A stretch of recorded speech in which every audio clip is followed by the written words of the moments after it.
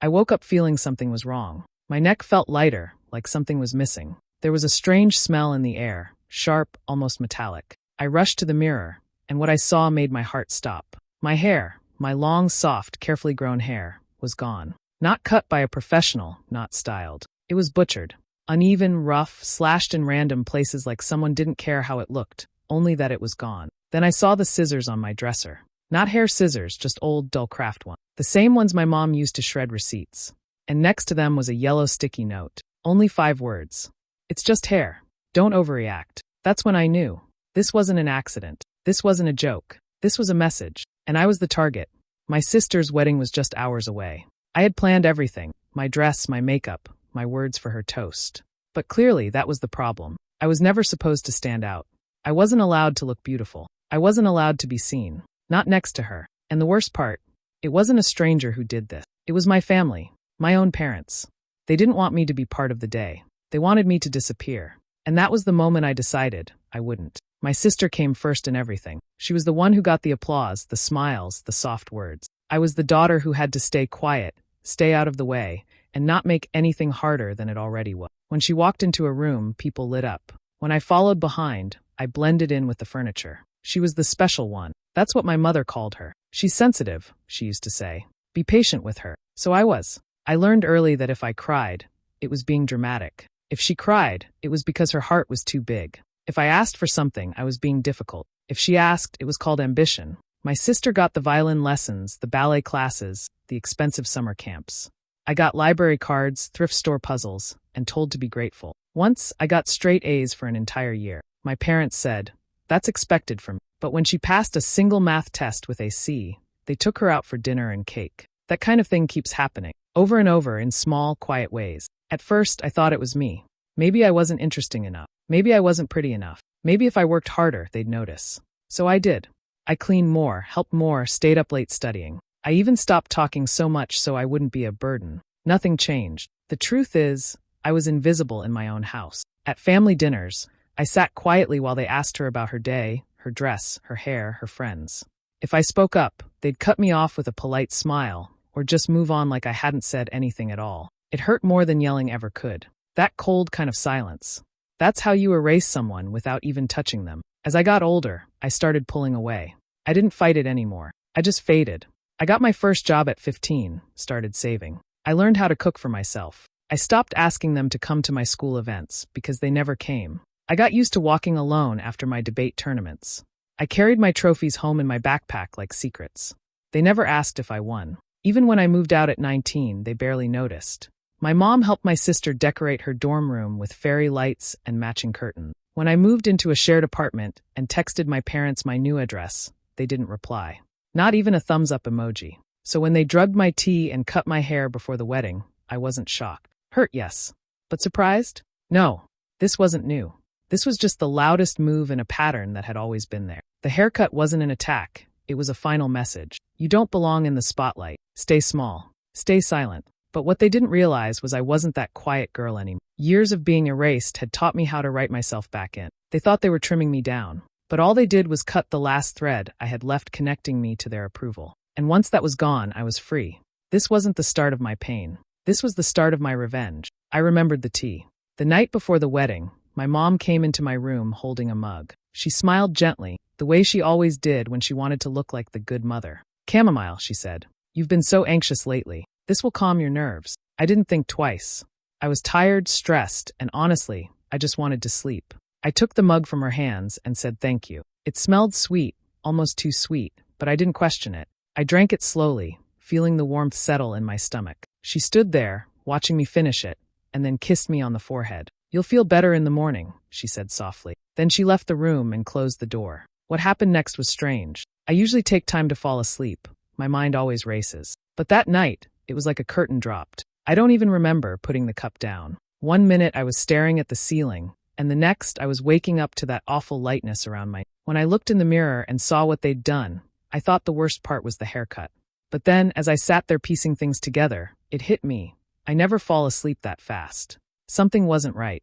I walked back into my room and checked the trash bin near my desk. The tea bag wrapper was there, but it wasn't chamomile. I pulled it out, hands shaking, and read the label. The box beside it was even clearer. It wasn't a sleep tea. It was a packet from a box of nighttime cold medicine. The kind that knocks you out. I froze. I knew we had that kind of stuff in the house. My dad takes it when he's sick and needs to sleep through the night. But it wasn't meant to be steeped like tea. And it wasn't meant to be served to someone without warning. My throat went dry. I opened the kitchen cabinet to confirm, and there it was. The same green box of NyQuil powder packets, one missing. It hadn't been an accident. They drugged me. They drugged me so I wouldn't wake up, so I wouldn't stop them, so they could do what they wanted without having to face me. That was the moment I stopped giving them the benefit of the doubt. Until then, a small part of me was still hoping there was some strange excuse, a misunderstanding, a mistake, anything other than what it truly was. But no, they planned it. They waited until I was weak, and they took something from me in the dark. They didn't care how it would affect me. They didn't think I'd find out. But I did. And that made all the difference.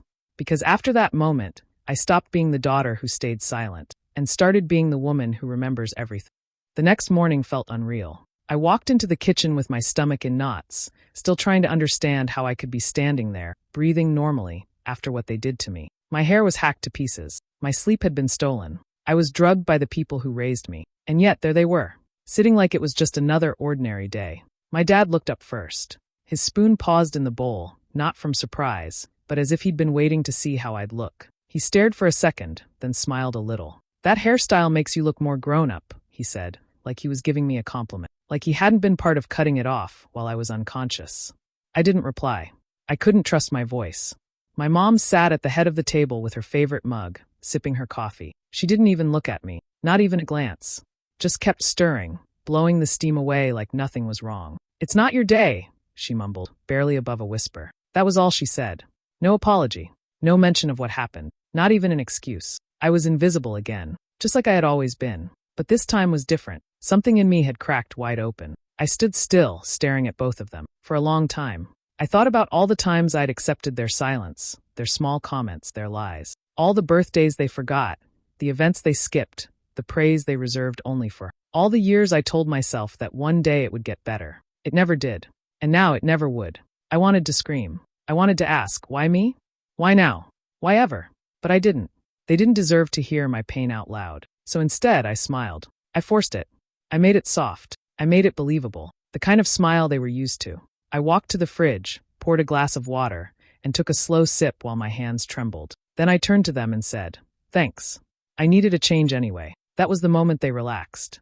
That was the moment they believed I would let it go. My dad nodded and returned to his cereal. My mom finally looked at me, and for a second, I thought she might say something more. But she didn't. She simply smiled back, like she had won something. And that's when the plan began to take shape. I walked back to my room and shut the door. Not in anger. In silence. Cold, focused silence. I sat on the edge of my bed and stared at the mirror again. My face was the same, but something had shifted behind my eyes. I wasn't going to cry anymore. I wasn't going to play the quiet sister who stayed out of the way. They wanted me small. They wanted me quiet. But what they didn't realize was I had just stopped needing their love. And that's where my strength started. They thought cutting my hair would cut my confidence. That it would take away the one thing that made me feel proud. But all it did was show me who they really were, and what I needed to become. That breakfast wasn't a meal. It was a message. And I heard it. Loud and clear. Becca didn't even knock. She burst through my bedroom door the second I texted her. When she saw me, she froze. Her eyes moved slowly over my face, then to my hair, then to the scissors still on my dresser. Her mouth opened like she wanted to say something, but she closed it again. For a moment, she just stood there, breathing heavy, as if she couldn't decide whether to scream or cry. "They did this?" she asked finally, her voice tight. Not a whisper, but not loud either, like she needed to say it out loud to believe it. I nodded. That was all she needed. Becca didn't cry. She didn't panic. She didn't throw things or curse them out. She walked over, sat next to me on the bed, and held my hand. For a full minute, we didn't speak. She just sat with me in the stillness, while my pulse pounded in my ears. Then she stood up, rolled her sleeves, and said, "Okay, you're still going." I blinked. "What?" "You're going to that wedding," she said, already walking to the mirror, grabbing a hairbrush from my desk. "But not to clap and smile for people who don't deserve you. You're going to show them who they raised, who they ignored, who they tried to silence." I didn't answer. I couldn't. But something inside me began to flicker. Not hope, exactly. Not strength. Just the beginning of it. Becca took my ruined hair and looked at it from every angle. "This is bad," she said bluntly, "but not hopeless." She pulled out her phone, opened her notes app, and showed me a photo of a model with a sharp bob, the kind of haircut that said, "I don't follow rules, I write them." "I can do this," she said. "I've fixed worse." That night, we turned my bedroom into a mini salon. Becca set up a ring light from her filming gear, got her small styling kit, and told me to sit still. As she worked, she didn't talk about the pain or the betrayal. She talked about edges, layers, volume, and attitude. She talked about how hair grows back, but power doesn't wait. Clip by clip, the damage became design. She shaped the mess they left behind into something structured, something beautiful in its own bold way. Every cut she made was clean, intentional, controlled. For the first time that day, I felt something returning. A piece of myself I thought they'd taken. When she finished, she stepped back and smiled. "Look," she said. I turned toward the mirror. I didn't see a victim. I didn't see a broken girl. I saw someone standing on the edge of a decision, someone who had been pushed too far and was now steadying herself to push back. "You look like someone about to speak the truth," Becca whispered. I looked at my reflection again, jaw set, eyes locked. And I knew she was right.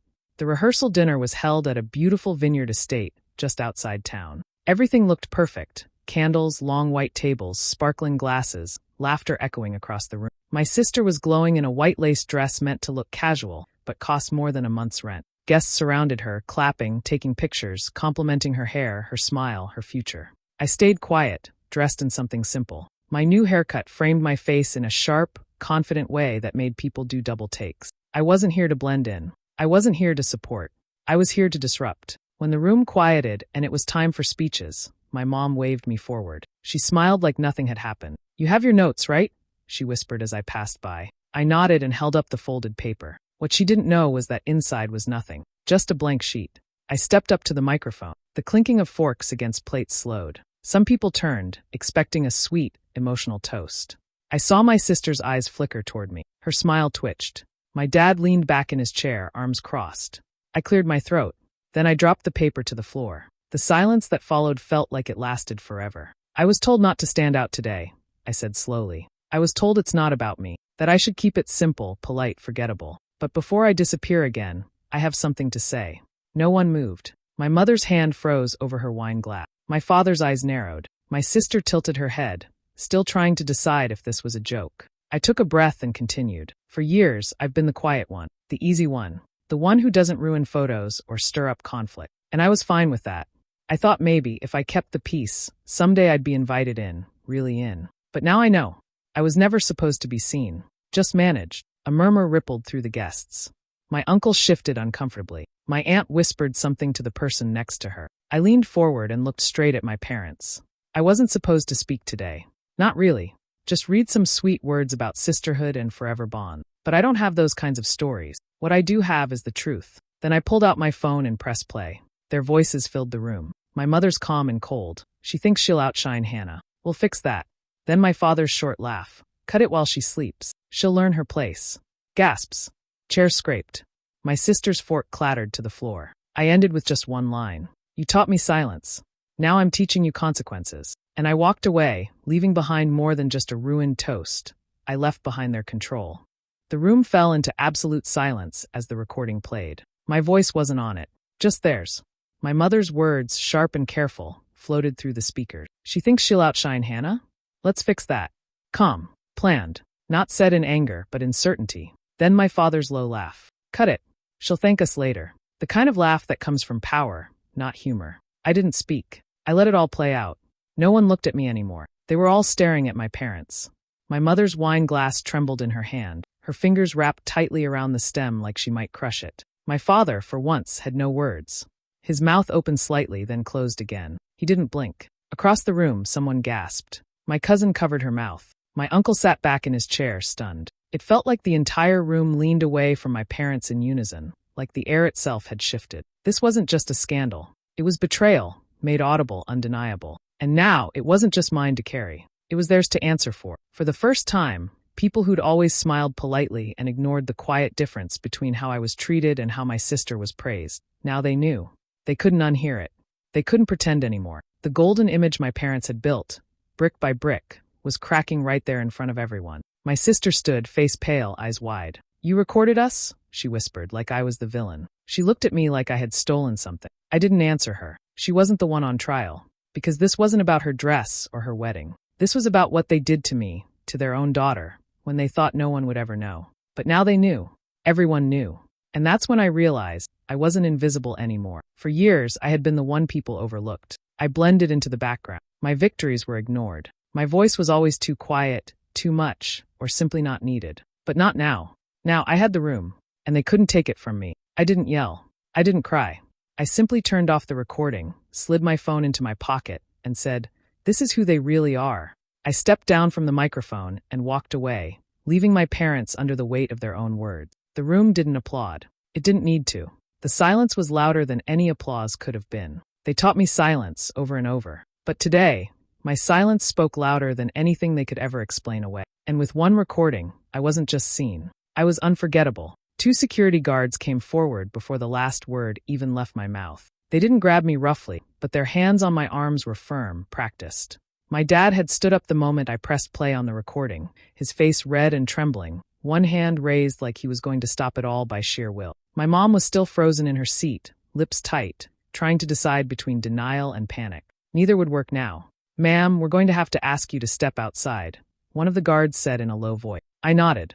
"Of course," I said calmly. But as they turned me toward the doors, I faced the guests one more time. Their eyes were wide, stunned. Most didn't know where to look. Some stared at me like they were seeing me for the first time. Others couldn't even meet my eyes. And before I was out of earshot, I said the words I had waited years to say. "You silenced me for years. Now everyone can hear." That was it. No shouting. No dramatic exit. Just the truth, hanging heavy in the air. My sister stood from her chair, sobbing, loud, messy, not from grief, but from humiliation. "She ruined my day," she cried, voice cracking as she clutched her designer dress like it was the last thing holding her together. Why would she do this today? I didn't turn back, because it was never about her day. It was about their shame. And finally, they had to wear it. Outside, the air was sharp with the smell of grapes and soil from the vineyard. It should have been peaceful, but my heart pounded with everything I'd just done. The guards left me near the driveway, unsure what to do next. Becca was already there, waiting by her car. She had parked out of sight in case something like this happened. "You okay?"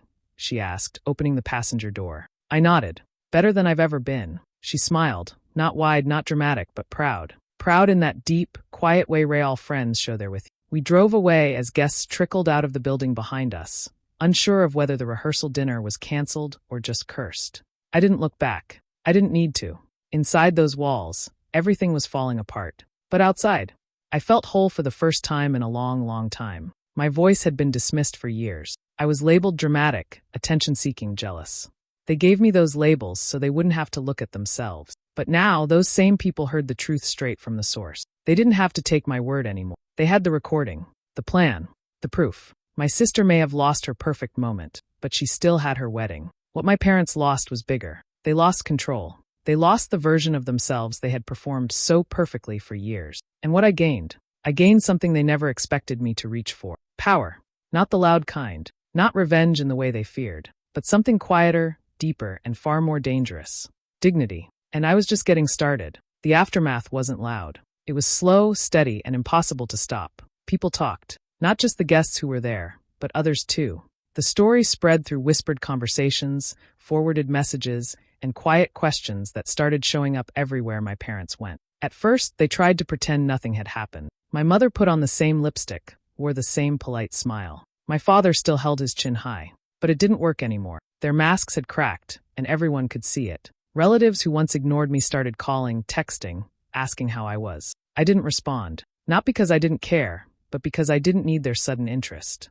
I wasn't waiting for validation anymore. Then the messages started coming. From people I didn't even know. Not pity, not gossip, but thanks.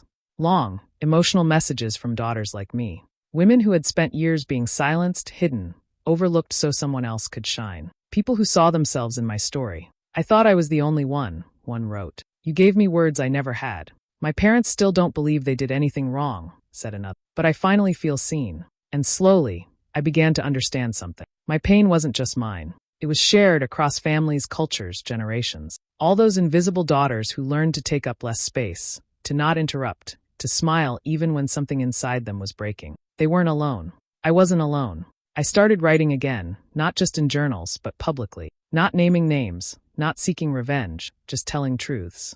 I wrote about what it felt like to be erased, what it meant to find your voice, how healing doesn't come from apologies, but from taking your story back into your own hand. And people listened. I wasn't trying to go viral. I wasn't trying to become anything. I just wanted to be honest. And in that honesty, I found something I never had before: purpose. My parents didn't reach out. Not to explain. Not to apologize. Maybe they thought ignoring it would make it disappear. Maybe they believed they were still right. But none of that mattered anymore, because I was no longer waiting for them to change. They had taken my hair, tried to take my dignity, and almost stole my place at the table. But what they couldn't take, what they never could understand, was that from the moment I spoke the truth out loud, I had already won. They tried to make me small. Instead, they made me powerful. And with every step I took forward, I built something they couldn't touch. My life, my voice, my future. Months passed, and life didn't go back to normal. It moved forward. The shock faded, but the truth stayed. And so did the people who heard it.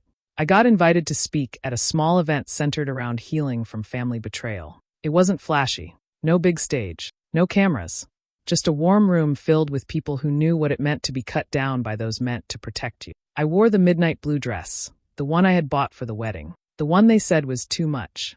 It still fit, and it still felt like mine. My hair had grown just a little, but I kept it short and sharp. It reminded me of who I had become. Not soft, not silent, but precise. When it was my turn, I stood at the front with my notes in one hand, my story in the other. My voice didn't shake. I told them everything, not in anger, but in clarity. The betrayal, the silence, the night my parents turned my trust into a weapon, the scissors, the tea, the note. But I also talked about what came after, the messages, the strength, the freedom of not waiting to be loved by people who never tried to understand you. I talked about choosing yourself, not once, but every day after being told you don't matter. As I ended my speech, I looked at the crowd and said, some people try to cut you down so you don't bloom, but flowers grow back, stronger, brighter, wilder. The room was still, not from shock, but from connection. They didn't need to clap right away. They just nodded, eyes full. I saw myself in them, and maybe they saw themselves in me. That day wasn't a performance.